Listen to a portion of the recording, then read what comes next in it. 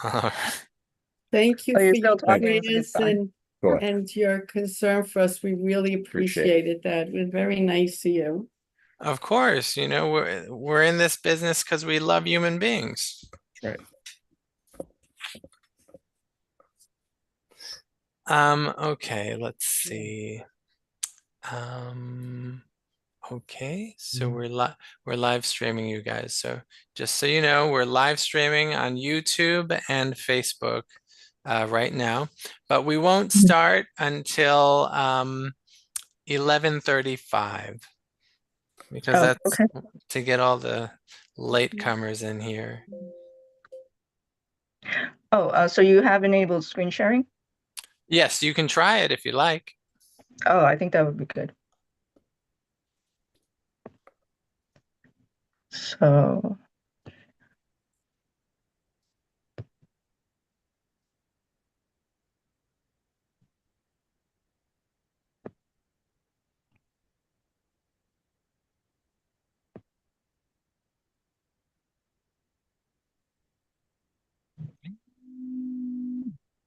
oh, okay. So you can see that? It's a flower. Okay, good. Pass the test. And if you're going to share sound, make sure on the options that you're sharing sound. Oh, okay, sure. Okay. All right. So good test. Yes, we can stop the sharing for now. Oh, yeah, you could hold off. Okay, good. So I want to say hello, Chaplain James. Hello. Hello. What is Hello. that you wrote there? Pardon me? What is that you wrote to me? Oh, yes. We were wondering why sometimes you leave without saying goodbye. Because, Dan, I tell you in the beginning I'm leaving at such and such a time, and I'm time exact.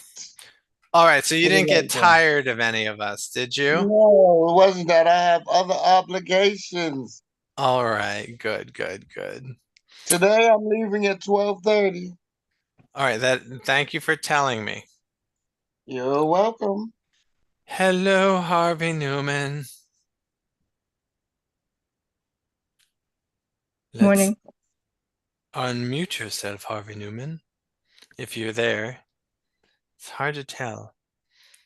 All right, we're moving along. Hello, Sila Grant. Hello to everyone. Hello. How are you doing, Sila?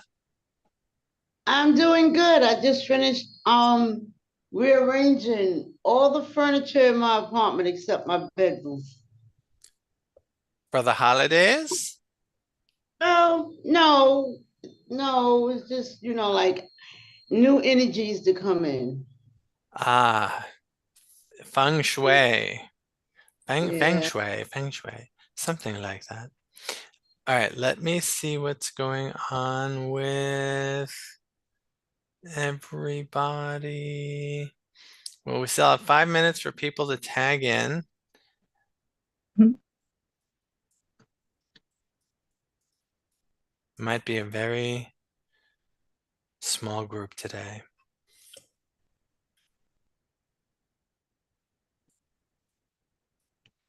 Yes, I did invite some of my friends. I hope they remember. Oh, and they got the link, right? Okay. Yes, I gave them the invite. Okay, okay, so they got the link. So it's just a matter of time, you guys. So let me see if I can do a little special countdown. Let's see, a 4-minute countdown.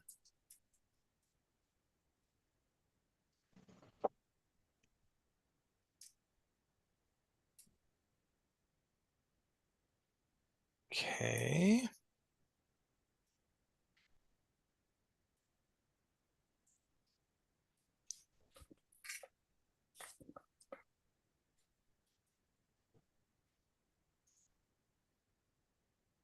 But regardless, Nancy, it is live streaming, and then the video will be saved and we can share the video around. Okay, sounds good.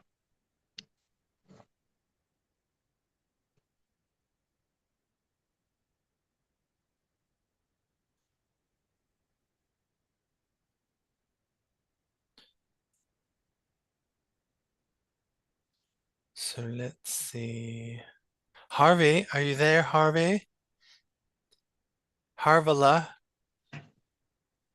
Okay. Oh, yes.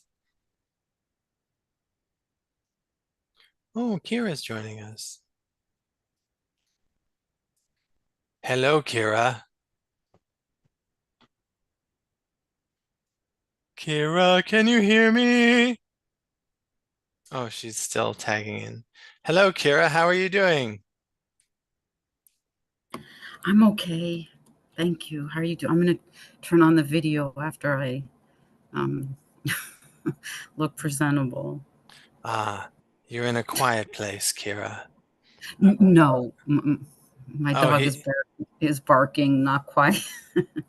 but someone is sleeping, right? Your boyfriend's Yes, sleeping, yes? Okay. trying. Yeah. Hello, Stan. Stan the picture man. Morning. Good morning. Good morning, Stan. Now, Stan, Chaplain James shared with us that he has other obligations, and that's why he leaves, and he announces when he's leaving.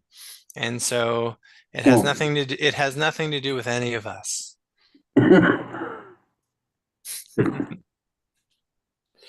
All right. Oh, hello, Frank. How are you today, Frank Q? Hey, glad to be here. Thanks.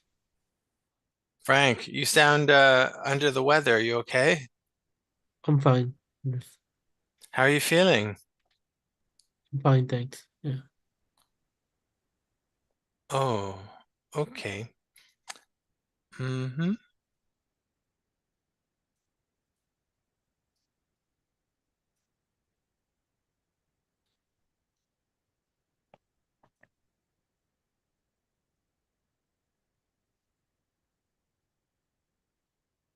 Oh, I think we lost Harvey. Oh, hello, Harvey Newman. Harvey Newman, are you there, Harvey? Hello, Harvey Newman. He probably stepped away. I'm in the hospital with Sharon right now, and she also has guests here, so I shut off the mute because there's a lot of talking going on. All right, so Anyway, speak to you later. you'll be listening then, I guess. Okay. So Harvey is actually in a hospital with his girlfriend Sharon, who recently had an issue, and it's pretty serious over there. All right. So 15, 14, 13, 12, 11, 10. When it goes to 0, it's all you, Nancy.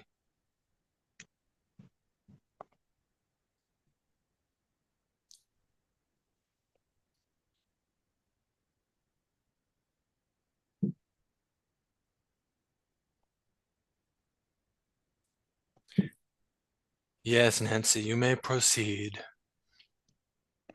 Well, it's my pleasure to be invited back to speak with members of City Voices. Today, we are discussing the topic of self-transcendence. But what is self-transcendence? The publication Psychology Today defines it as a sense of being connected to something greater than ourselves. Did you feel the earthquake in the Northeast or gaze at the solar eclipse earlier this year? Then you may have had a sense of this. Looking into the natural world, viewing a spectacular sunset, or walking along a beach and feeling the power of the ocean in the waves can provoke this sense of awe and wonder. Do you own a pet, such as a dog or a cat? Bonding with a pet and watching his playful antics can bring so much enjoyment and can also foster this sense of connectedness with the natural world. Appreciation of beauty is another facet of self-transcendence, which often lends itself to creative expression. Being able to appreciate beauty is a uniquely human quality. And in creating art, some like to write poetry or paint. I personally enjoy photography. So let me share with you some photos.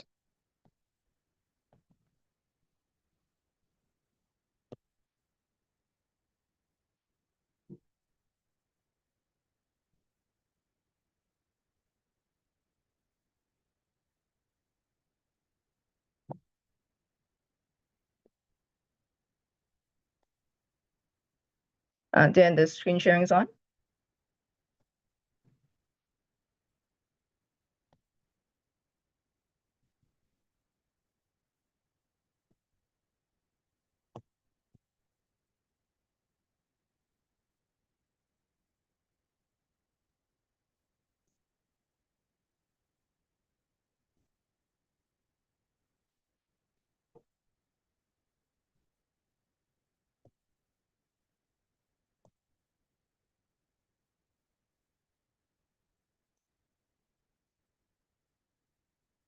You see it because I can't see it on the screen yet.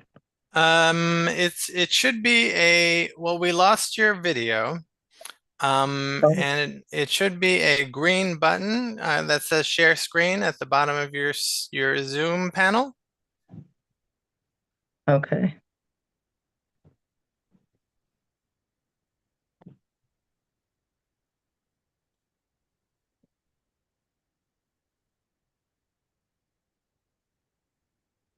How did you do it before, Nancy? I'm wondering if you have a lot of screens open, that maybe No, doesn't work not. as well. It should be fine. Do you see the option for share screen? Oh, here we are.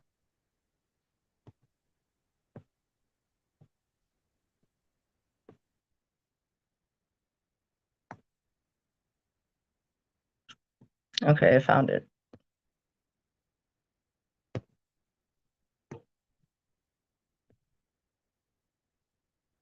Oh, you see it now?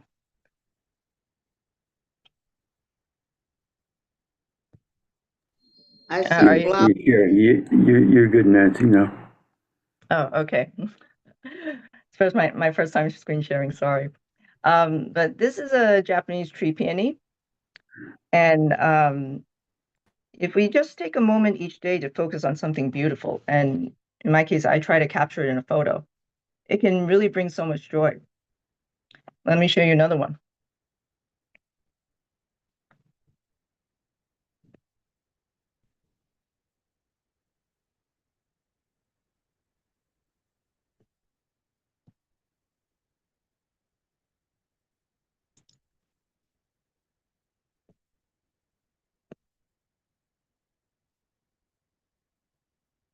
To go to another picture, I would have to minimize, right?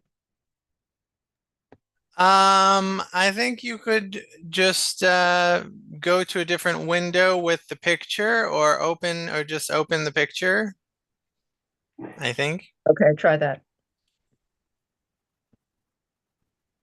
And if that doesn't work, then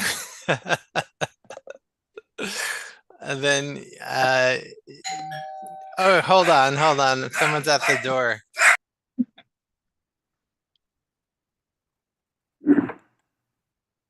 Nancy, if you've got the pictures in a slideshow of some sort, then you should just be able to click through them.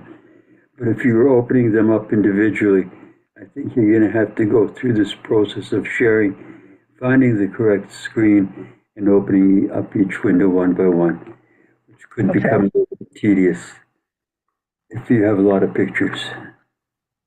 There's just one other picture I want to show. Oh, then just open the other picture and then go to share again and change the screen that you're sharing. You know what?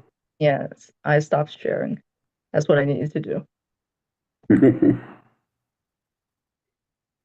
I used to be a photographer too, that's why. Part of the reason why. And a picture man. Photographed weddings and babies for 40 years. 40 years. Yeah, very experienced. Got that way, yeah. And let's see if this will work. Okay, there we go. And so, sometimes to capture something beautiful or contemplate something beautiful, you don't have to go far. I took this picture right in Flushing, my neighborhood.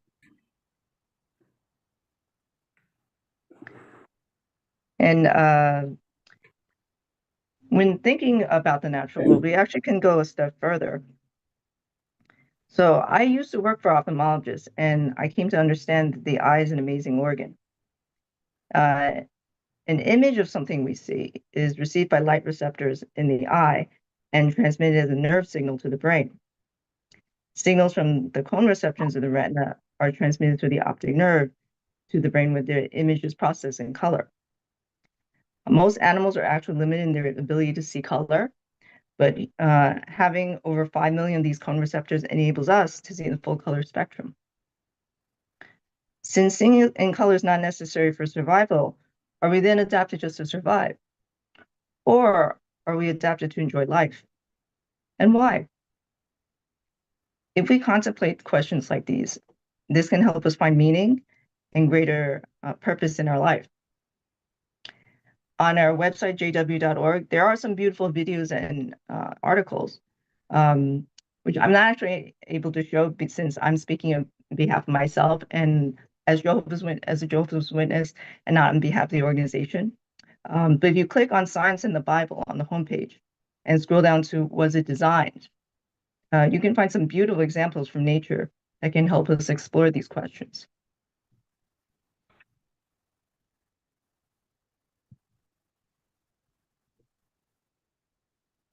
And so altruism is another aspect of self-transcendence that can connect us to others and can contribute to our emotional well-being. Altruism has to do with the principle and practice of concern for the well-being and happiness of others. Psychiatrist Carl Menninger highlighted the importance of this when he said, "To transcend one's own self is not a virtue, it is a saving necessity." No doubt that members of City Voices in this way find much fulfillment in helping and supporting one another. In line with this, Jesus also said, "You must love your neighbor as yourself." So how can self-transcendence help us in dealing with challenging situations in our life? On the topic of managing anxiety, the prophet Jesus said that we cannot add 1 cubit to our lifespan by being anxious. Many of those listening in the audience work very hard to provide for their families, up to 12 hours a day, 6 days a week. Sometimes only earning enough to feed themselves and their families for 1 day. So if the crops failed, it could mean that their families could go hungry, and therefore the anxiety to obtain daily necessities could become overwhelming. So Jesus asked his listeners to observe intently the birds of the heaven, that they do not sow seed or reap, or gather into storehouses, yet their heavenly Father feeds them. And to notice the lilies of the field, how they do not toil nor do they spin, and yet their beauty is more outstanding than the glory of that of King Solomon. In this way, Jesus showed his listeners that they should be assured that their needs would be cared for. Therefore, he said, we should never be anxious about the next day, but the next day will have its own anxieties. We should not increase anxieties by adding tomorrows to them. We strive to live 1 day at a time. Self-transcendence helped a man named David, who came to be ancient Israel's second king, through the most difficult periods of his life. David rose from obscurity as a shepherd to becoming a national hero after defeating the warrior Goliath. He successfully battled the Philistines and was loved by the people. Seeing David's success caused King Saul, who was ruling Israel at the time, to see him as a threat to his authority. Saul eventually decided to eliminate David, and David had to flee for his life. David lived for several years in the wilderness as a fugitive, relentlessly pursued by Saul, and so therefore constantly on the move. Though he could rely on his past experience as a shepherd, having lived outdoors before, in order to survive, his life was still very difficult. At times, he had to take refuge in a cave and depended on the generosity of others to get by. David was a man of deep feeling, and as a poet and musician, that gave him a creative outlet to express his emotions and help him cope with some really difficult times in his life. Actually, his skill at playing the harp was how he got started in King Saul's court as a musician and armor bearer. Many of his poems were set to music and included in the Psalms, sacred songs used in worship at the temple. When David was a shepherd, since he mostly worked outdoors, He had many opportunities to be close to nature. It must have been when he was gazing at a beautiful starry sky at night that he was moved to write in Psalms chapter 8. When I see your heavens, the works of your fingers, the moon and the stars that you have prepared, what is mortal man that you keep him in mind, and a son of man that you take care of him? He could appreciate the vastness of the universe and the magnificence of humans and the insignificance of humans compared to it. And it touched him that yet God had such an interest in humankind. Reflecting on the other aspects of nature reminded David of God's power. He expressed this in Psalms chapter 65, verses 69. And he wrote, "You firmly established the mountains by your power. You are clothed with mightiness. You calm the raging seas, the crash of their waves and the turmoil of the nations. The inhabitants of remote places will be awestruck by your signs. You will cause those from the sunrise to the sunset to shout joyfully. You care for the earth, making it abundantly fruitful and very rich. The stream from God is full of water. You provide grain for them, for that's how you prepare the earth." As David cared for the sheep entrusted to him, finding grassy pastures for them and refreshing streams for them to drink from, he could appreciate God's care for all living creatures on the earth. Therefore, while enduring this trying situation, David could sense his God Jehovah was guiding him and protecting him, and that he understood his feelings. He wrote in Psalms chapter 56, "You keep track of my wandering. Do collect my tears in your skin bottle. Are they not recorded in your book?" David had done nothing wrong, and so the injustice of being forced to live in exile must have weighed heavily on him. Yet he could say of God, "You have seen my reflection. You're aware of my deep distress." In Psalm chapter 65, David called Sir Jehovah the hearer of prayer. Convinced that he personally listens to people's prayers, gave him confidence that he could rely on Jehovah as his helper and rescuer. In Psalms 59, he called God his secure refuge and a place for him to flee in his time of distress. David came to trust that Jehovah would enable him to face whatever difficulties that were ahead. So later, David did eventually become king after Saul was killed in battle. And that meant his exile ended, but there were new challenges. He was always a person who strove to do what was right, but he had a moment of weakness and made a serious mistake. He had an affair with a woman named Bathsheba and conspired to have her husband Uriah killed in battle to cover it up. When the prophet Nathan confronted him about it, David accepted full responsibility for his actions. He asked for forgiveness from God, and God did forgive him because of the depth of his repentance. However, he would have to live with some consequences as a result of what he did. Nathan foretold that there would be tragedy and division in his family. There's, for example, sexual abuse that took place. His eldest son sexually abused his half-sister. Another son, Absalom, attempted to usurp David as king of Israel, which plunged the nation into civil war. Absalom was killed in the uprising, which deeply grieved David. Though Absalom had been disloyal to him, he still loved his son very much. He lost another son, Adonijah, as well, when he attempted to take over the throne. Though David had to go through some painful experiences in his life, the lifelong confidence and trust he had developed in his God Jehovah helped him to navigate them. He was able to move past difficult experiences and continue going forward. In the end, he ruled Israel for 40 years and is still regarded as one of the most faithful and loved kings of that time.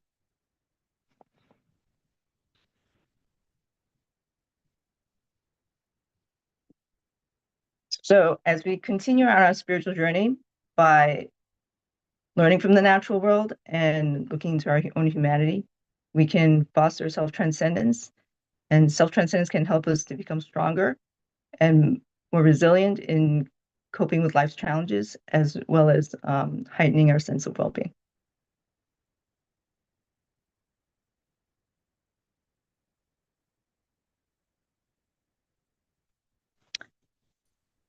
All right.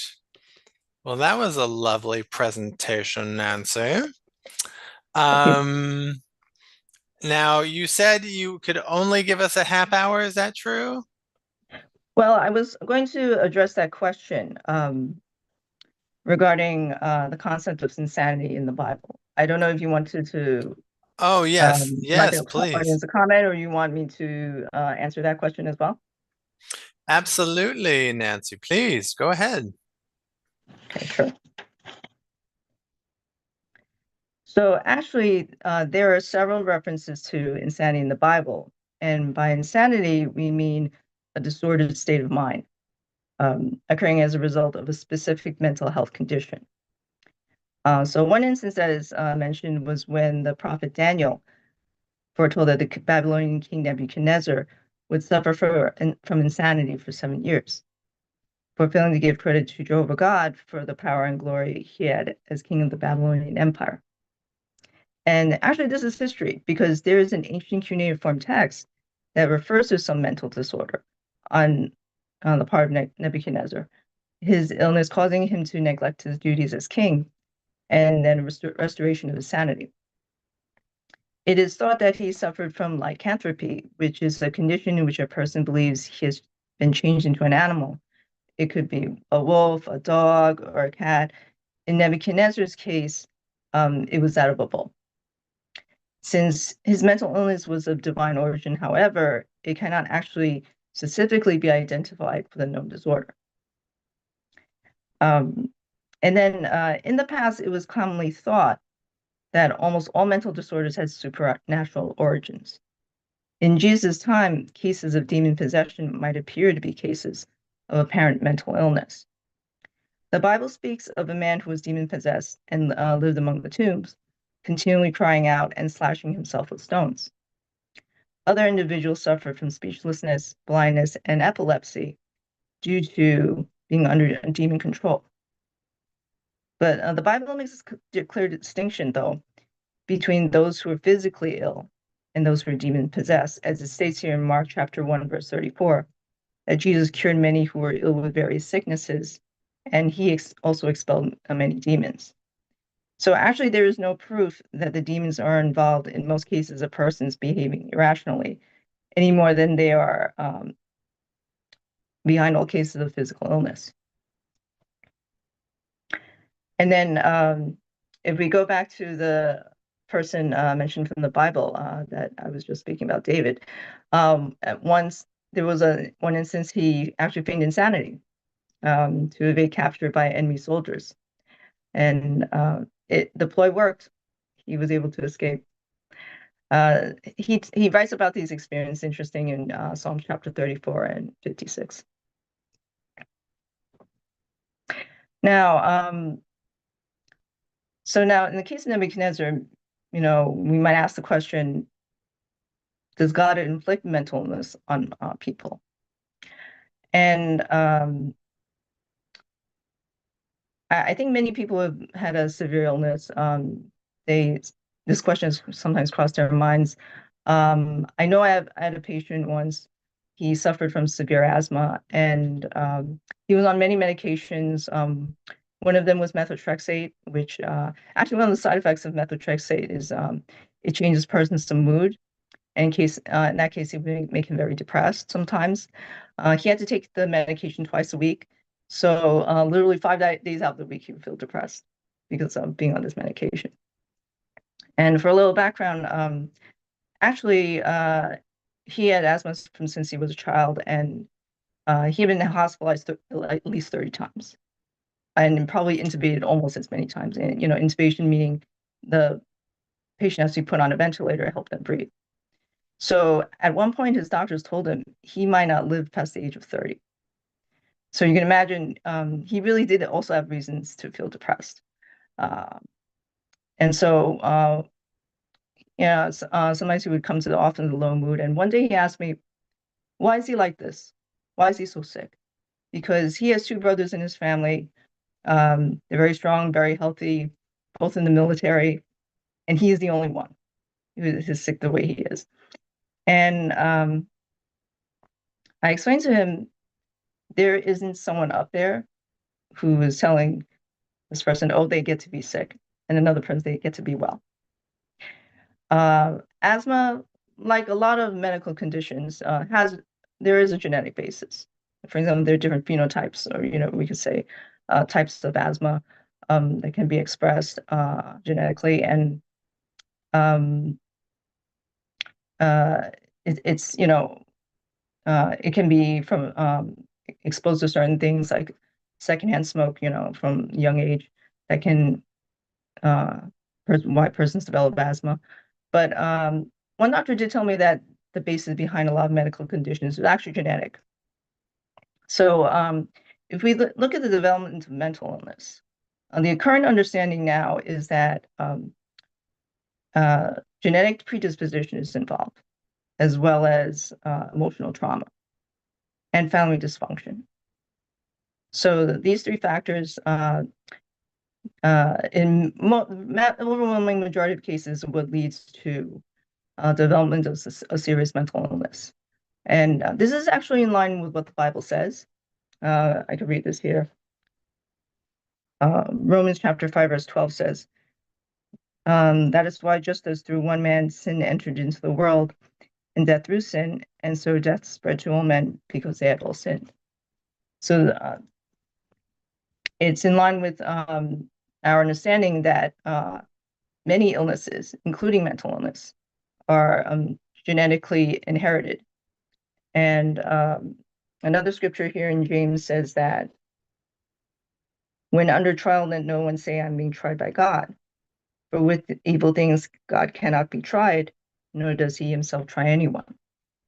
So God is not really behind a lot of the problems or difficulties that we're facing today. If we look at David, he was a victim of injustice. This was linked to Saul's jealousy of him. And then also later on in life, he did make mistakes. And, that was due to his imperfection. So he did have to live with the consequences of that.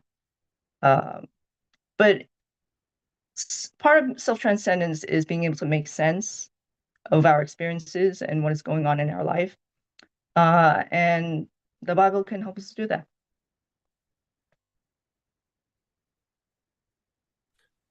All right. I hope, Nancy, that you can stay for a little while, because people here might have some comments or questions. Amy Lou, hello, welcome. How are you? How are you doing, Amy Lou? Mute. Sorry. I'm good. Thank you. Sorry for the little bit late. That's okay. And how's life? Pretty busy, pretty busy. I just got a little bit chance this morning to join this meeting. I'm so happy I'm here. We're happy to have you, Amy. Thank you for coming. Liza Beckerman, hello, welcome.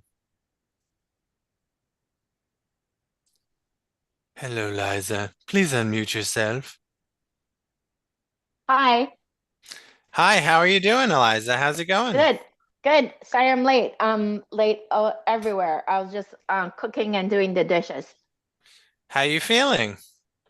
Good. Good to see you. All right, welcome. Thank Anya you. Raychuk. Hello, Anya. Hello, Dan and everybody. It's very good to be here. How you feeling?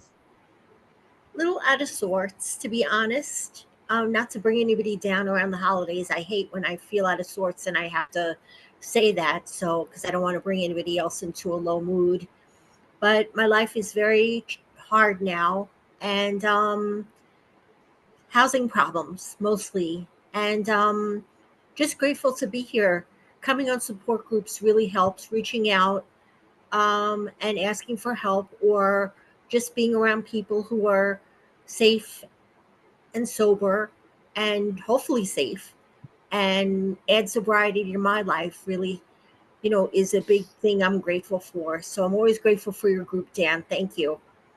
Thank you, Anya. And we have Kay Price. Hello, Kay Price.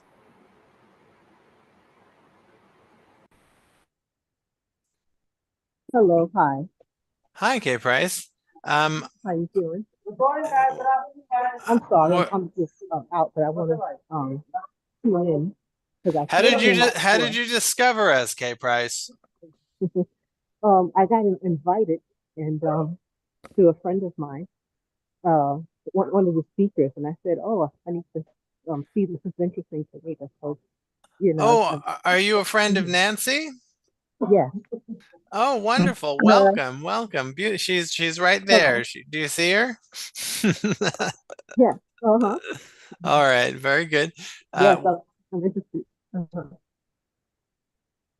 All right. Thank you for having me. Okay.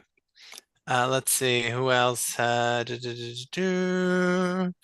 right. So Nancy said some very interesting things about self-transcendence and also about life's beauty and also about mental illness in the Bible.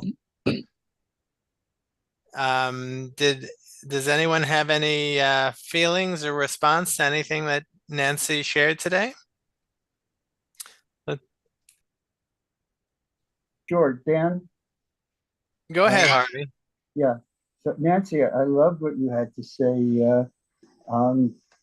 I have been for years now trying to reconcile spirituality and science. And it's coming to an understanding for me. And I loved your second photo of the rainbow. I love the rainbow and its meaning from the Bible, which is God's covenant to never cause a flood like that again and wipe out all humanity, except for Noah and his family and all of the animals that were preserved on the ark. Thank you. And for me, the thing that I loved the most that you said was that many of the things that are happening in our lives and in the world are not caused by God, but caused by man and woman, of course. When I say man, I mean people, and that we have this tendency to blame God for everything that isn't going right, and sometimes only to like God when things are going right instead of wrong. And that's such a mistaken way of looking at this incredible universe that supports us and loves us and wants to make sure that we have the best of our lives. And we often stand in the way of that, not God. So thank you, Nancy. Thank you. Appreciate that. That was sweet. That was so sweet. All right. Anyone else have anything they want to say? Well, there's a thumbs up from Anya. Oh, Kira has her hand up. Go ahead, Kira. I just figured out for the first time how to make a background. I'm very proud of myself because my, apartment's a mess and I couldn't figure it out. And I, felt like I am technologically challenged. So I'm very proud of myself. I'm not sitting in a field of tall grass or whatever it is in my background. Yeah, Nancy, thank you. I mean, I appreciated how much preparation you put in. Like I felt like that was altruistic, that you were talking about. I felt respected that you put in that much preparation, to talk to me and everybody else. And I also appreciated. I'm sort like I have a heart and I always have, and I probably always will have a difficult time grasping onto, something sort of outside of myself. Like most people, or not many people, do that. At the same time, I can find it. I can feel helped by hearing about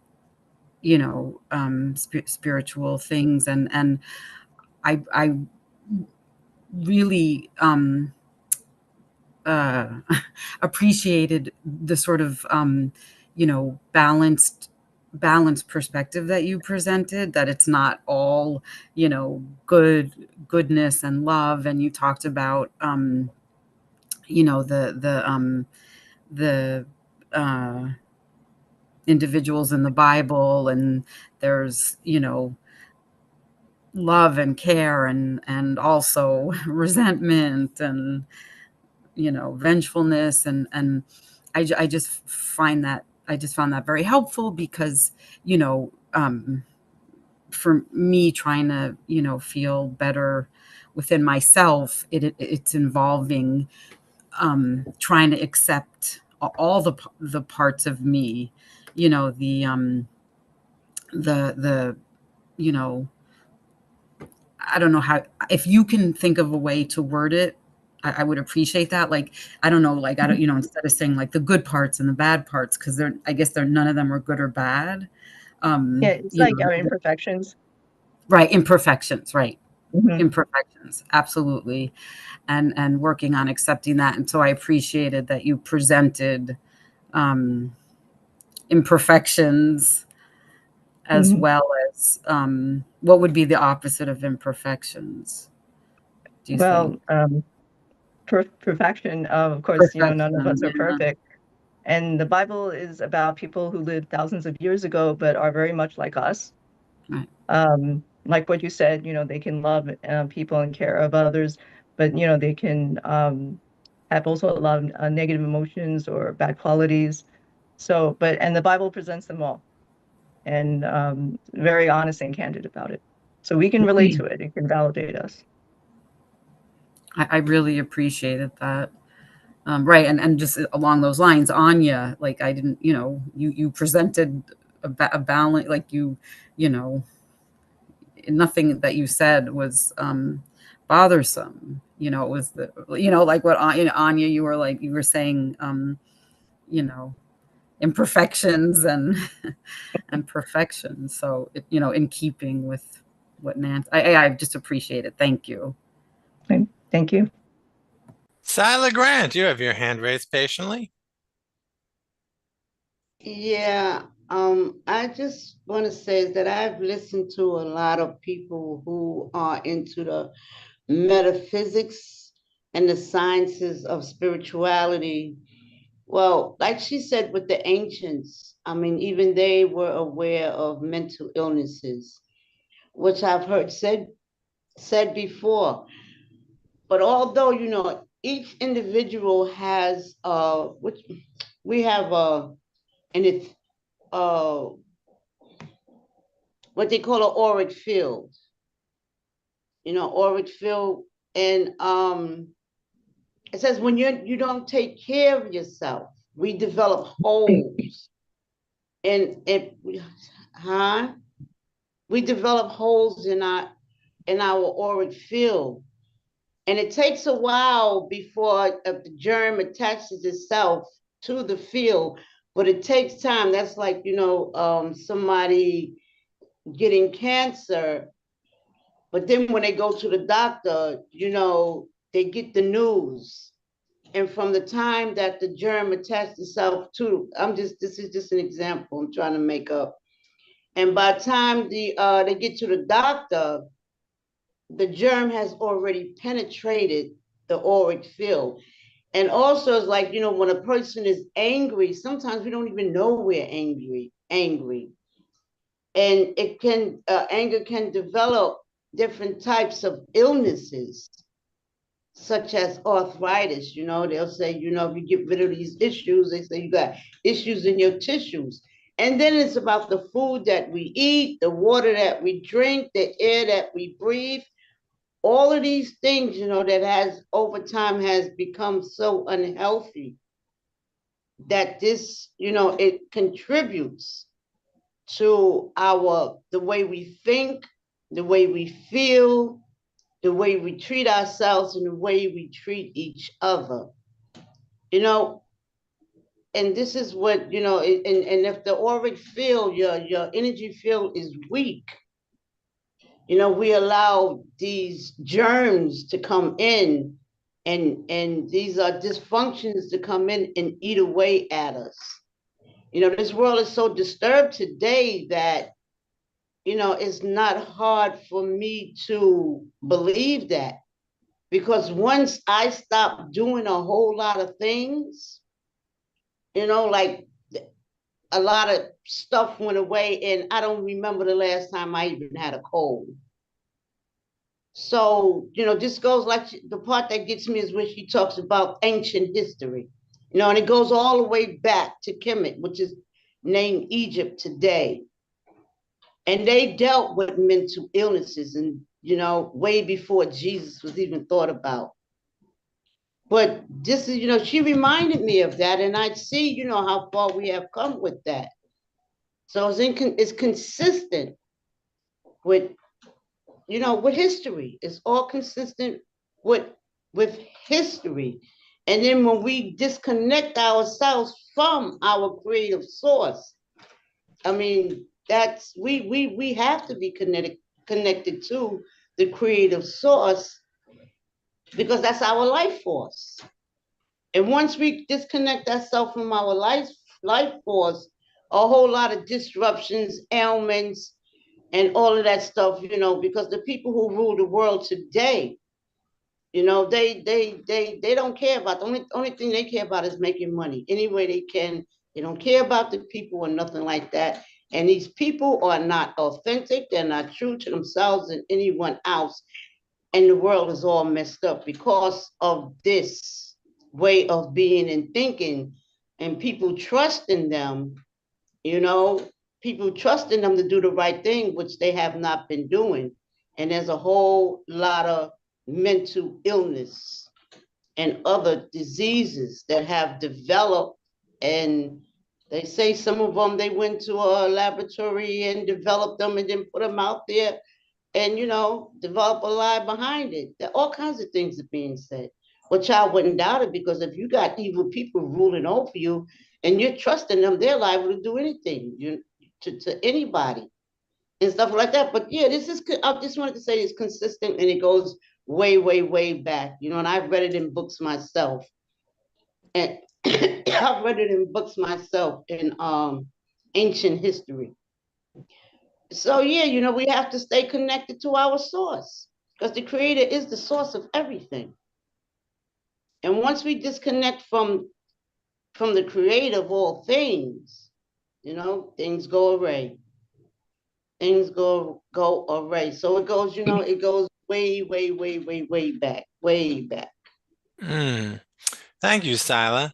This Sila's comments reflect the diversity of this group and all our beliefs. We come from a great many various belief systems on the spectrum, and it's nice to have someone who's representing the Jehovah's Witness belief system sharing with us today. Nancy, any feedback for Sila? Well, it's interesting that you talk about how the world is now, because the Bible prophesied that in the last days, people would show those qualities of being disloyal, not loving goodness, are not open to any agreement.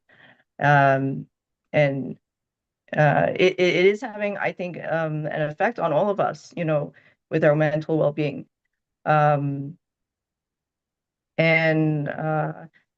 So the situation we have today, you know, the Bible, how the Bible ties into this is, it has to do with free will.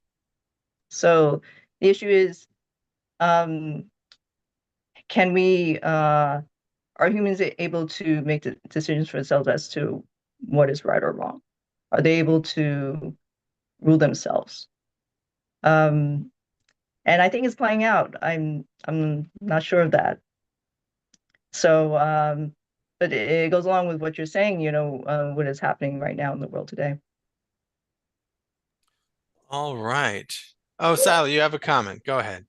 Yeah, and not only that, is that I agree with her 100%. And the part about disconnecting from the creator of all things, I don't care what you call them, but there's a lot of religions or spiritualities, but they all lead to one.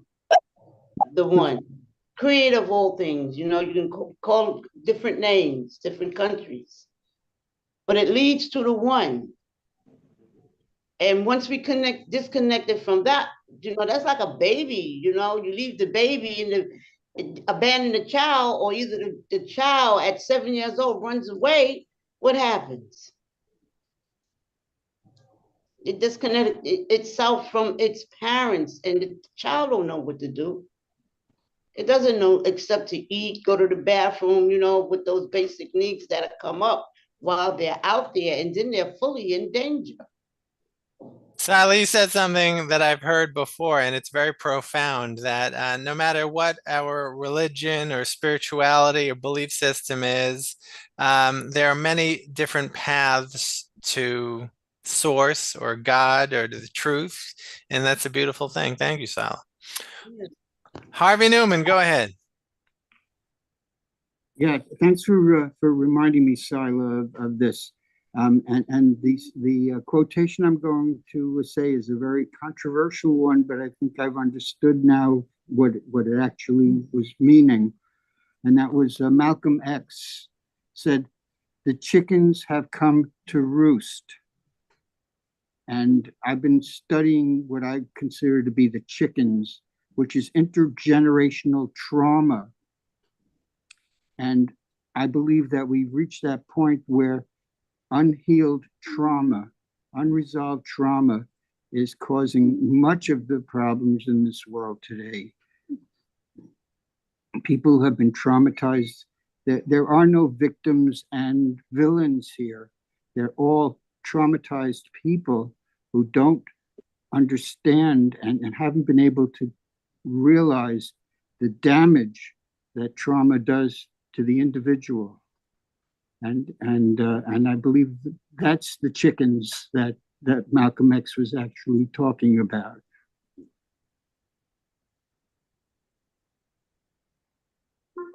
All right. Now, to roost, what does to roost mean? The chickens coming to roost. What does roost mean? Anyone know? Basically showing that they're there. In other words, they have manifested themselves. Like, here we are, we're the chickens, and Right. here we are, and God bless the chickens. All right. The chickens have come to roost. All right. So it's good to know. Good to know. All right. Now, does anyone else have any comments or feedback for Nancy based on her presentation? Anyone at all? And we will think about this. We will put on our thinking caps and our heart caps. Anya's giving a thumbs up. Sometimes we lapse into silence, Nancy, but we all have active minds. We're all processing all this stuff. All right. Oh, Anya, go ahead, Anya.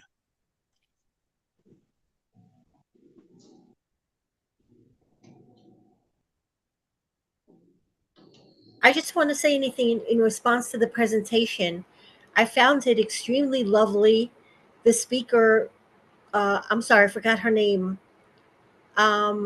She was very wonderfully articulate about what she expressed from the Bible. And I love what she said about nature and how getting in touch with nature is God's will, even though I think some people have a problem getting in touch with nature, and that can really harm them. But one thing I really wanted to comment on was when she talked about the genetic component to what people are connected to. She said there were other components too, but I'm a big believer in the environmental component. I'm not trying to get psychological, but I think sometimes the genetic component could be very damaging because it pigeonholes people into being connected to whatever genes were passed down to them through their families. And a lot of people, or some people I know, including myself, don't relate to their families in that kind of close way. So I think I've been affected more by environmental factors in my life. There's our societal factors, community factors, um, social factors, and I think those all, in my opinion, play more of a role in shaping a person than genetic. And I've seen a lot of people who are impatient, in my opinion, because people won't let go of the fact that they're genetically connected to someone who was ill in their life. So I think that if psychology and, you know, even nature is going to move on, we need to connect more to uh, our environmental influences and our natural influences and social influences more than genetic ones. And I've felt that way for a long time, but that's just my personal feeling. Anya, Harvey mentioned trauma. Can you talk about trauma? Me? Yeah. Well, I agree with Harvey that trauma is affecting the world, and what he said about, you know, there are not people causing trauma or affected by trauma, that it's equal, you know, because our society has changed so much after the COVID pandemic. That was a worldwide trauma. We have personal trauma, we have relationship trauma, we have domestic abuse sometimes with people. Sometimes people are targeted by bullies. That's all trauma, and I've experienced it all myself, as I'm sure other people have. So I think trauma is not always equally divided. I think there are, and I hate to say this because it sounds so negative, but I really do feel that there are people still in this world that do cause trauma more than others by being either bullies and abusive. And I'm talking from my own perspective in that realm. So if I don't mean to offend anybody who thinks any differently. That's Is just there a connection between trauma and mental health, Anya? Oh, definitely. Trauma can cause damage to anybody's mental health. Um, I think trauma can cause people to break down. It could cause people to strike back. It could cause people to be depressed. Um, and depression is, you know, a thing that a lot of people grapple with their whole lives. I know I have. I know my family has. My friends have. And trauma, I think the biggest effect that people who are traumatized with is depression.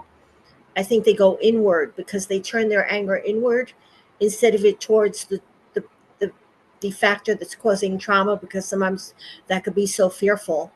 So it leads to depression, and that can lead to mental health problems.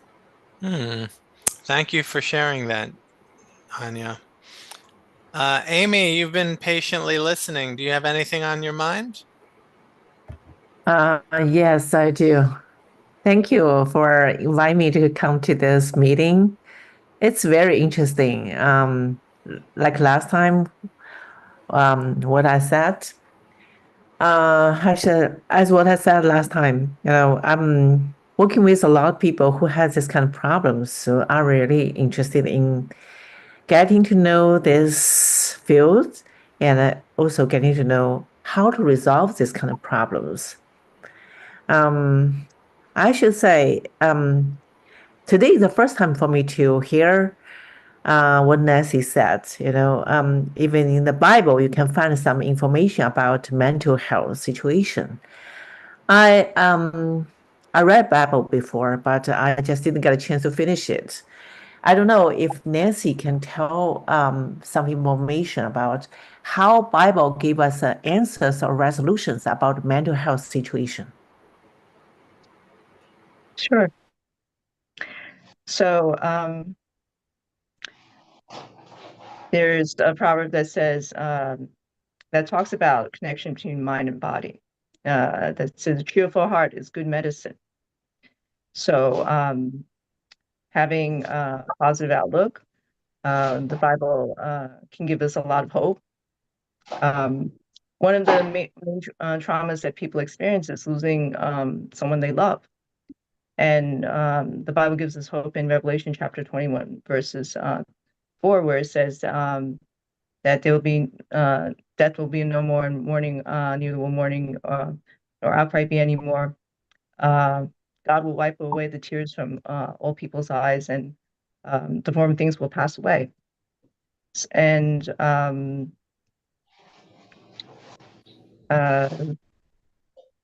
there are other Bible principles that can help us. I know there's one in Romans chapter 12, which I appreciate because growing up with an Asian family, you know, there's always a pressure to achieve and to be successful. And the Bible says in Romans that we should not think more of ourselves than necessary, but at the same time, we should have a sound view of ourselves, meaning we should also not think less of ourselves than we should. And, you know, having that balanced view, I think it really helped me to have realistic expectations of myself, although others might have higher expectations. And I think it's really helped my emotional well-being. Thank you. And as well, I used to work with school kids. The boy was about 8 years old. He caused a lot of trouble in the school due to his mental health situation. I was invited to come to this meeting for the case because I can interpret between the principal, social worker, psychiatrist, the psychologist, and the parents. So, when the psychologist and the psychiatrist both use a lot of, experience and the lessons, the seminars who have been working with the kids for a long time, for a few years, to express that, to show that, kids really have a mental health problem. But the mother really insisted saying that my son is okay. He doesn't have any problem, He's been with me every day. He's so humble. He called me mom, and he's very nice to, to tell me something. He never lose temper. I don't know what happened in the school. He always has trouble in the school. I've been called many times, come to school, have a problem, have a conversation with principals, with guidance teachers. I don't know. Can you express to me why he has this kind of problem? He's diagnosed with problem. And the psychologist and psychiatrist use a lot of advanced models and theories to explain, after observe, his behavior for a few years, we really think that he should move ahead to see, join sessions with other psychologists or get other mental health, a therapist. But the mother said, see, we went to a few therapist centers, mental health centers, he couldn't get along with them. Once he kicked the, one therapist and yell at them. But when I was there, when I arrived there, he's fine. He was fine. He didn't do anything. He just suddenly come to be like so quiet. So mom said, if you all said he has a mental health problem, I really do not think so. You have to show me, anyway, two sides cannot compromise each other, cannot persuade each other. So after I finished the interpretation, the mother said, Miss Liu, I really appreciate you come here today. I'm so appreciate. You don't know, they really forced me to admit my son has a mental health problem. I don't think he has a problem. He's just an 8 years old boy, I don't want him to feel that he's different with the other kid and he'll be sent to the mental health, therapy center or something like that. So can you tell me what I can do? I said, look, I'm just an interpreter. I cannot tell you too much. That is a serious case for me to think about, because I have worked with so many cases, so many clients. Some of them really cannot admit if their son been diagnosed as a mental health problem. One's father even yelled in the meeting. Nobody can say anything. He just keeping yelling at us. So I want to say, based on my understanding, sometimes with the diagnosis as has mental health problem, people cannot wait. Either they deny or they said, okay, let's go to the hospital and stay there for a few months. Nothing really happens. That everything's fine. You can leave now. But and then a few years later, BCS or other people call me, look, this case come back again. We really think that he has mental health problem. But I sometimes feel that based on the conversation between me and the clients, I can say that sometimes they really have some, of course, as you said, they have a trauma. They experienced something before. Sometimes you just tell me that, Miss Liu, I think, such things happened like 4 years ago. My mom told me something, blah, blah, blah. And I said, okay, I want to do this one. Mom said, no, you cannot do that. And then keep saying such things to me. I feel so, frustrated. That's why they said I have a mental health problem. I don't think so.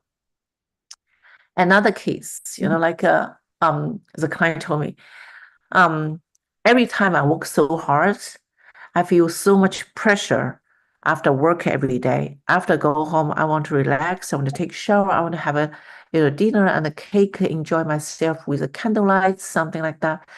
And I thought about, my doctor said to me, you have diabetes. You cannot eat cake. You cannot have sugar. You cannot, you try my best to stay away from those kind of food. She said, I will think about it. Eventually, I feel that I have a problem. I really have a problem, She said, what can I do right now? I feel that I cannot, relax. I cannot relax. I feel so stressful every day in the past 4 years. So I thought about this kind of thing. The cases happening again and again. So I got this kind of information. I said, sometimes how to resolve this kind of, mental health situation. It doesn't mean, I have like a very theoretical background or something. I just want to say, based on my understanding and observation, if sometimes people really got stuck at a certain point, no matter who gives them suggestions or ideas, you cannot do this one. Just keep blocking them in the way, on the way when they try to resolve the problem, try to release pressure. I think, maybe give them a little exit.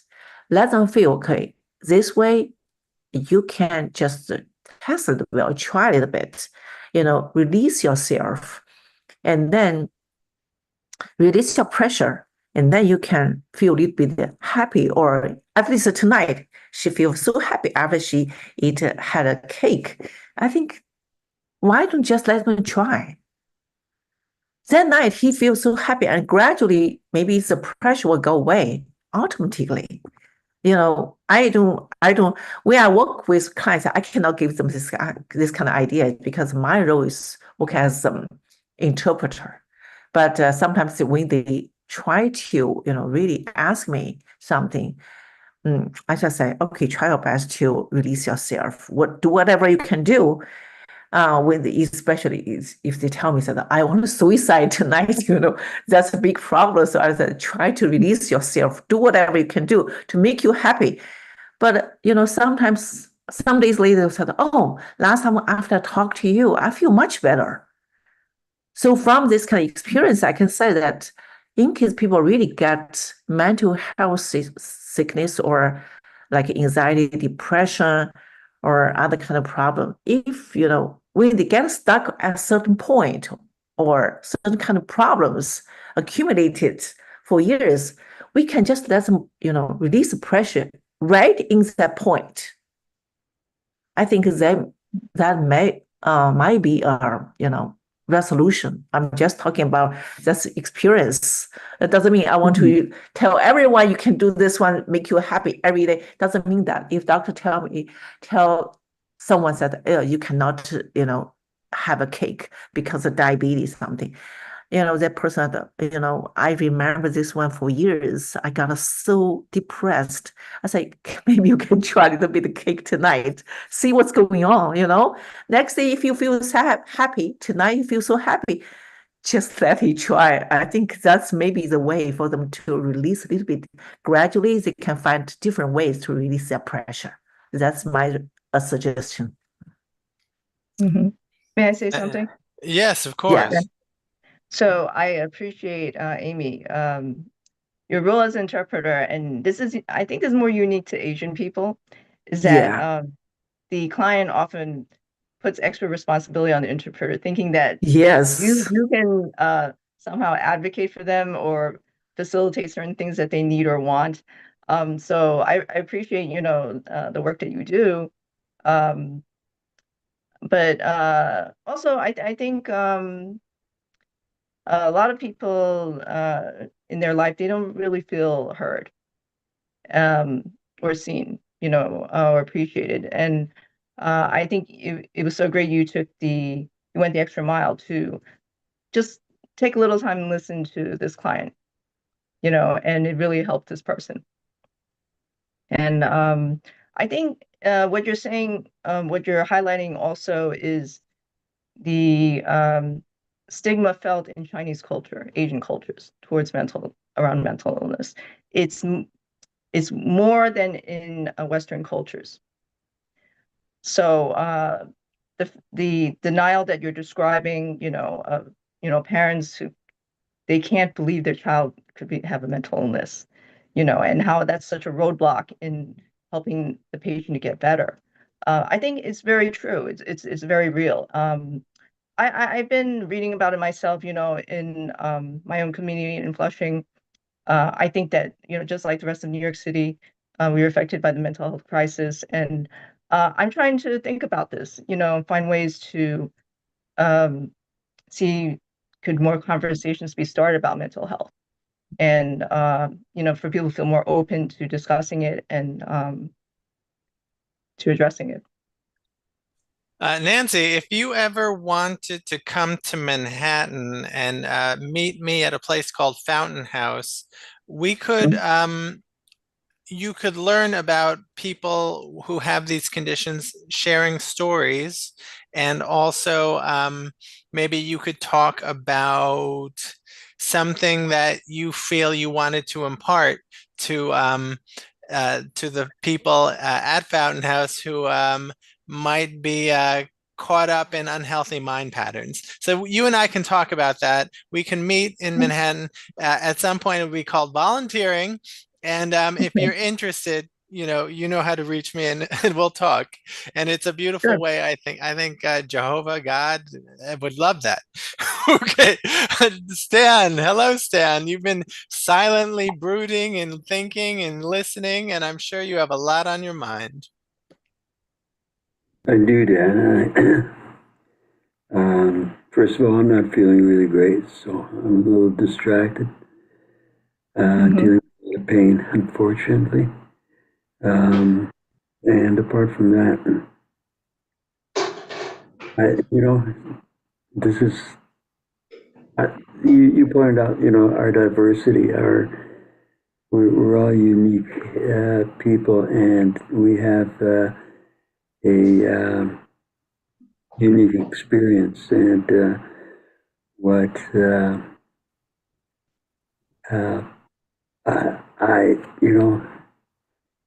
I guess that seeking transcendence, that search for something greater and for the meaning that we might find in our life has been kind of essential to my life, to things I've done and what I've become. I found myself very interested. I feel I've lived a long time, and I've had a lot of different experiences, and have had many forms of seemingly transcendent experiences, which ultimately, for me, have to do with being connected to the universe. For me, the whole concept of spirituality lies in the connections among us and with our world, with Mother Earth, as people put it, and that means the whole universe. These are very powerful, and when life is difficult, when we're really challenged, like it's one thing when everything is going good and we're feeling great, and we have this moment of spiritual awakening or transcendence, transformation, where we transcend our world. But when we're struggling, when we're dealing with a lot of difficult issues, and transcendence can be that little bit of hope that keeps us going, that reminds us that we are, that there is hope, that this too will pass. And those moments will ideally come again. I am interested in my sort of history and whatever education I've had, because I'm largely self-taught, but I've also studied, in a lot of different practices and with a lot of different people. And for me, one of the big reasons why I keep coming back here, and my interest in Nancy and her experience, is something that's very personal. How does it feel? How does it feel in your body? How does it feel in your mind? How does it connect us? How does it connect you to the world? And in fairness, and I don't know, I had a friend who would come and see me who was a Jehovah Witness, and she had been for many years. I think it was sort of in her family, which is really common. It becomes a family faith. People grow up in that religion and stay with it, and in turn take their turn as leaders and elders and all these things. But yeah, I think that's my real interest. I know sort of what it feels like for me. It can be really hard to express it.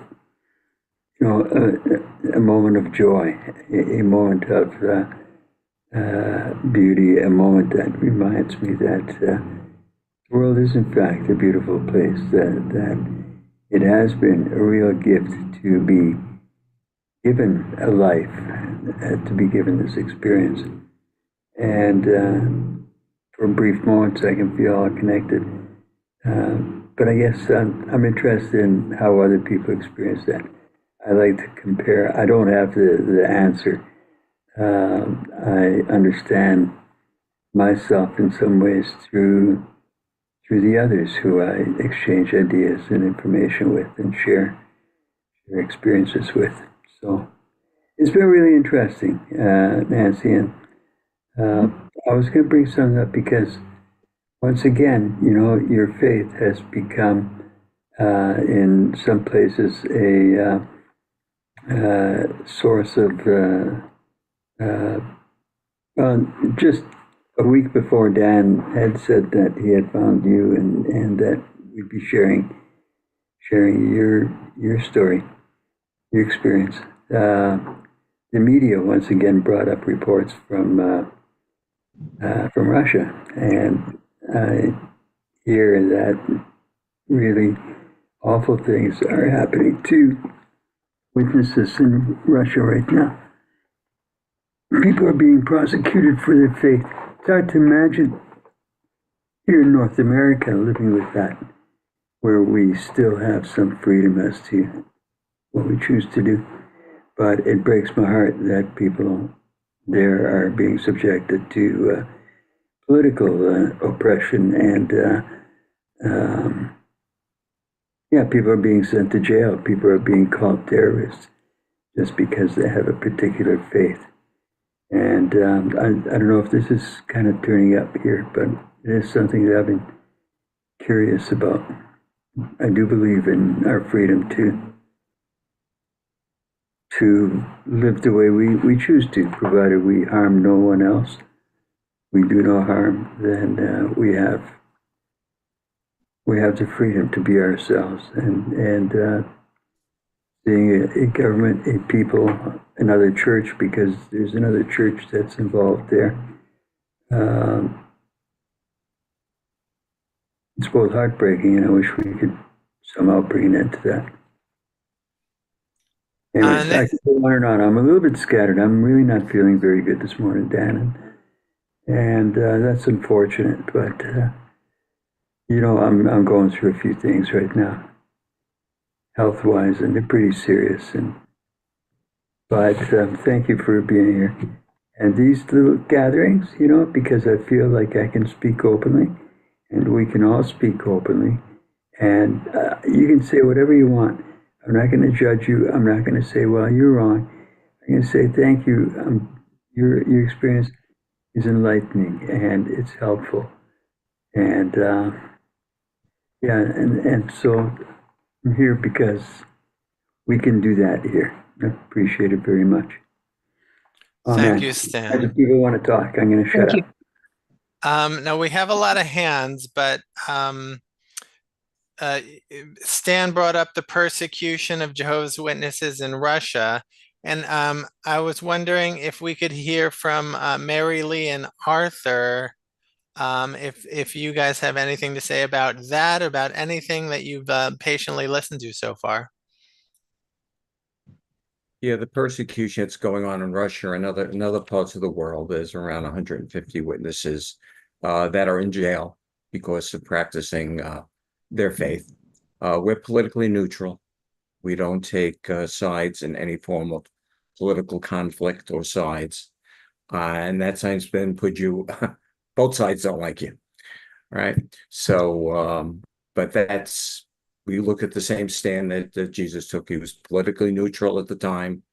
The first century Christians, they were politically neutral at the time, even though they were living under a military dictatorship. They were politically neutral because we give our support to God's kingdom that we all pray about in Matthew, the 6th chapter. There was one scripture that I wanted to just share, and that's, as one of Jehovah's Witnesses, why we do what we do, all right? And it says at Isaiah, the 48th chapter, I, Jehovah, am your God, the one teaching you to benefit yourself, the one guiding you in the way you should walk. If only you would pay attention to my commandments, then your peace will become just like a river and your righteousness like the waves of the sea. We're not immune to the problems that everyone else is facing here. We suffer the same problems too, to a greater or lesser degree. But when we found that by putting our faith in God, by following his direction and guidance on all matters in our life, that takes precedence. He figures he's our creator, so he knows us better than we know ourselves. In turn, we follow that guidance by our study of the Bible and by following. We also learn, like from David, you can learn good things he did, you learn bad things he did. And we also learn from them, but also from how we should conduct ourselves, how we should treat one another. And that makes all the difference. When people hear the tragedies that we have in our life, how did you ever get through that? Well, the reason and how we got through that is because our faith in God and following his direction and the love he's shown to us that we also show to others. Thank you, Dan. Thank you, Arthur. Go ahead, Mary Lee. Well, I appreciated everyone's comments and stories, and it really touched my heart because, as I said in the past, I also suffer from mental illness, from which I was going to get into for a minute. But I just want to also comment that, we appreciate that, it's realized that Jehovah's Witnesses were persecuted in Russia, and they also were persecuted in the Nazi concentration camps. They were mostly picked up and put into the camps. And the way that they got through it was by taking care of each other. It was a terrible mental health situation for everyone. But that's what I wanted to switch over now to the transcendence for a moment, because we channel into the source of life that we call God, and you had asked us also when we came on to talk about what the prophets say and the saints say about mental illness. And it started with Moses when he gave God's most important command was to love God, Jehovah, with your whole heart, your whole soul, your whole mind, and to love your neighbor as yourself. So we are directed to love our neighbors and to also love ourselves by connecting into that source of life. And so we're directed to, recognize the higher being and to also care for others. And there's an experience in the Bible about his name was Epaphroditus, and he was going to Rome to take care of the Apostle Paul, who was in prison. And on the way there, because of those ancient times, how the sanitary conditions when you were traveling, where you were staying, was so bad that by the time he reached the Apostle Paul from Philippi, he was on the brink of death. He was dying from whatever he encountered, the diseases. So he was supposed to assist Paul in prison, bring a gift from Philippi to him, and take care of Paul. Instead, the Apostle Paul ended up taking care of him. So he was very embarrassed when he had to return to Philippi. He was very depressed, and he suffered from a mental illness that I suffer from.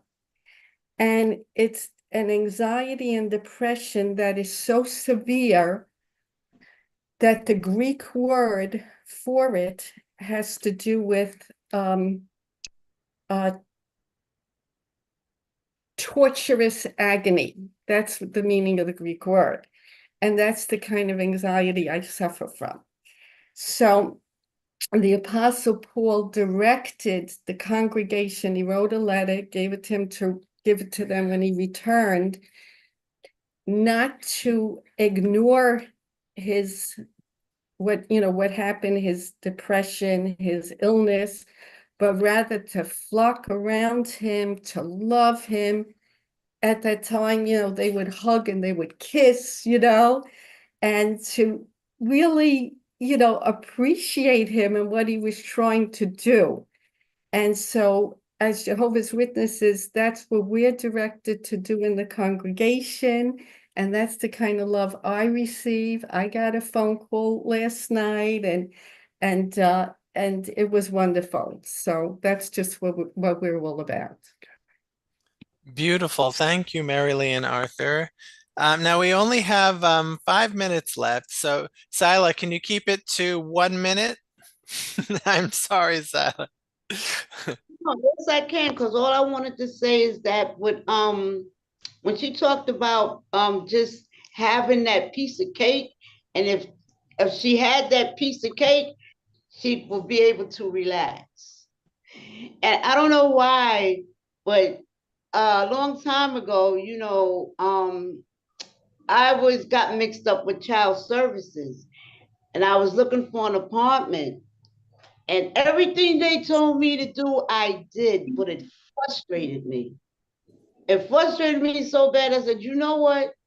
I'm going to do what they tell me to do, but I'm doing it my way. And all of that stuff went away because I was doing it my way. What they said for me to do, I did it my way, and all that frustration went away. As simple as having a small piece of cake where the person can just relax without doing any damage to themselves. Thank you, Sila, for sharing a story about following your inner wisdom. Harvey Newman, go ahead. A minute, please. Yeah, Mary Leaks, thank you so much for mentioning that the Jehovah's Witnesses were persecuted by the Nazis. I'm wondering if your family, your ancestors came from that. And if so, I had mentioned, and it's in the chat, the name of a book that is about intergenerational trauma and its effects on the future generations And so I'd be curious to know if you did have family that did, because, to a large extent, it was mainly the Jews who suffered during the Holocaust. But I did know other groups did, but was not aware that the Jehovah's Witnesses had. Mary, can you answer that in about a minute? Yeah, I no, the answer is no, but we consider ourselves a spiritual family, and we actually suffer over the other ones that are going through these things. And I just wanted to say we have a video out that's called The Purple Triangle, and also in Maryland, there's a museum, the Holocaust Museum, and they have a part of it about the Jehovah's Witnesses, the uniforms they had to wear the purple triangle. And not only did they help themselves, the Jehovah's Witnesses, but because we're directed like the transcendence to help others, to, that it helps us not focus on ourselves. They would put sometimes someone in the barracks with the Jehovah's Witnesses. And, the barracks were, a really bad situation. You'd be urinated on from the person above if they chose to do that to you. Food was stolen, things like that. But what they would do is they would treat that person like they were a Jehovah's Witness, and they would give them food, they would take care of them, they would give them more food, they would take a collection among themselves to try to, help them. And sometimes those people asked at the end to be counted as one of Jehovah's Witnesses. So, but thank you. I appreciate that that you were interested in that point. Yeah, thank you, Mary Lee. So I just wanted to say, this book is a marvelous book to check out. It Didn't Start With You. Mark Wolin. All right, so there's It Didn't Start With You by Mark Wolin, and then there's also The Purple Triangle, which is a Jehovah's Witness documentary. Kira Labinger, please, 1 minute. Yeah, I just thank you for sharing, Mary Lee, and for everybody for sharing. I really appreciate it. And I just wanted to say just also, what Stan was saying, I found it very helpful because you were talking about, moments, and that's something that I can always succeed at, is having, good or connected moments. I will, if it's a concept of like being happy or, all these general things, I will always fail. But moments I can succeed. So I really appreciate what you said. It was very helpful. And thank you to everybody. Thank you, Kira. All right. Well, I would like to thank Nancy for speaking today about all the topics she addressed, biblical and joy and transcendence and everything, and mental health, of course. And Arthur and Mary Lee, you're great support.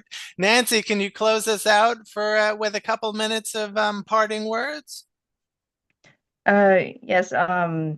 I thank everybody from their comments, and I'm really touched that Stan and Harvey, that you actually know about our situation that many witnesses are dealing with around the world, that of opposition from the governments. But honestly, I think they rely on experiences like that of David. David was forced to live in exile. His life was very hard for several years. And then I also gain a lot of encouragement from these witnesses who are being faithful under these situations. I hope that if I'm ever in that situation, I can show the same faith. But I really appreciate your comments, everybody's comments about the presentation. And David said something he asked Jehovah to lead him onto a rock that's higher than himself. And what he was asking for was to keep that perspective in his life. So, and since the Bible can help us do that, on the website, there's so much material, many articles we can read. Just go on into the search feature in the corner of the homepage, and you search many topics, mental health, any spiritual topic you might want to look at. And also, if you want to connect with Jehovah's Witnesses, either in person or virtually, and have a discussion, there's a link where you can request a visit. So we invite,